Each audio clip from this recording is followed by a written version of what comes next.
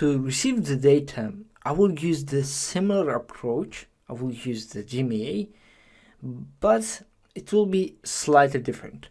So first thing, let me comment these lines because we don't need them anymore.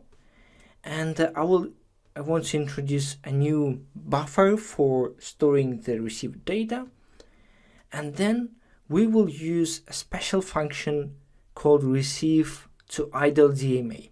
So of course we use the DMA, but what does it mean, receive to idle?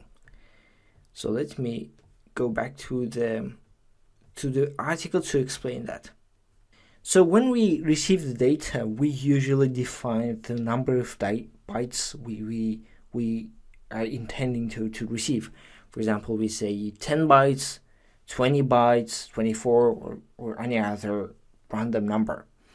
But when we design the bootloader, the custom bootloader, we will have data packets with variable lengths. So it is extremely hard to predict the number of bytes we receive. Because of that, we might end up with different problems, and that's why we are going to use this ReceiveToIdle function that allows us to receive data with the variable lengths. So once we ask the UART to receive the data, it will receive the data until the idle state is detected. So before that, it could be, let's say, 20 bits, 24 bits, or anything else. So this is really helpful for us. So this is the reason why we are going to use this ReceiveToIdle function. So that's why I'm calling ReceiveToIdle function. And then a quick note: want to learn STM32 programming? Get the full bootloader course at stepschool.com. The link in the description. Now back to our lesson. And also we are going to use this callback function because when we receive the data, this callback function is executed automatically. So when we receive this data, boom, this callback function is invoked. And what we do here, we just call this function again so we don't miss the next message. So this is super important. And how this callback function works is basically we enable the interrupts. So when we call this function, certain interrupts are enabled. So when this interrupt is triggered, this callback function is executed. So as simple as it is.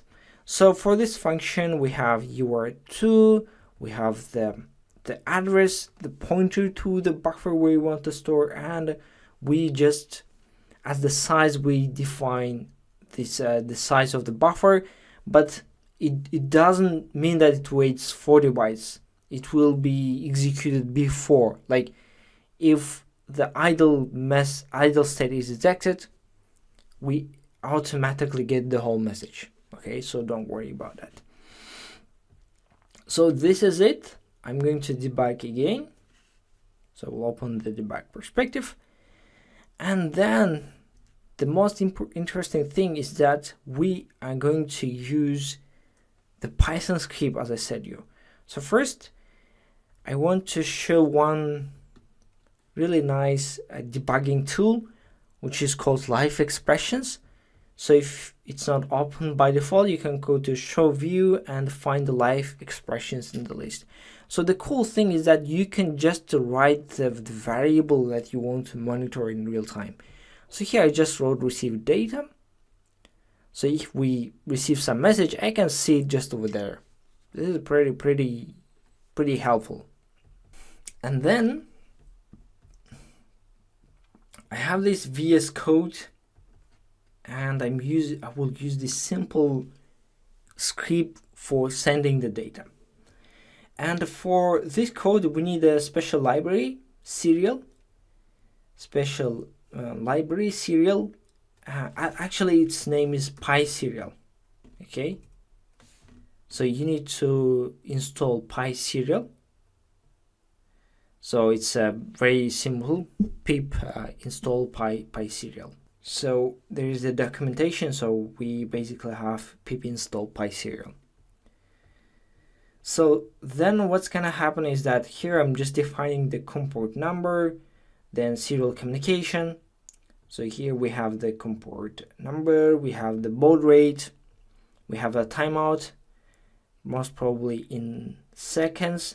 Then within this for loop, I just sending this message, and here we just converted to bytes basically.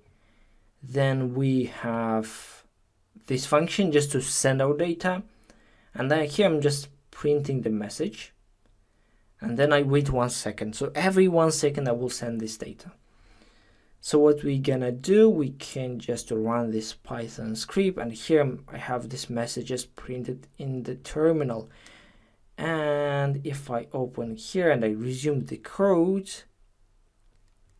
as you see, we're receiving some data.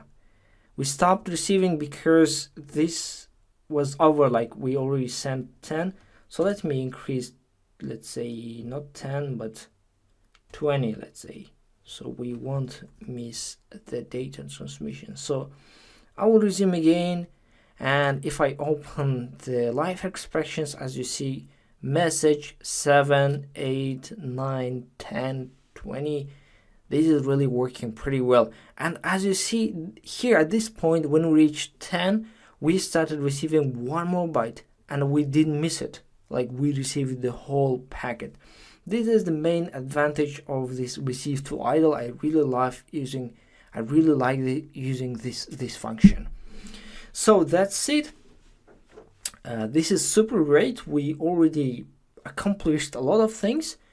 So that's really cool. See you in the next lesson, and thanks a lot for watching this course, watching this tutorial. That matters me a lot. One more thing. Want the full STM32 bootloader course? Visit stepschool.com today. The link in the description. Now back to our lesson.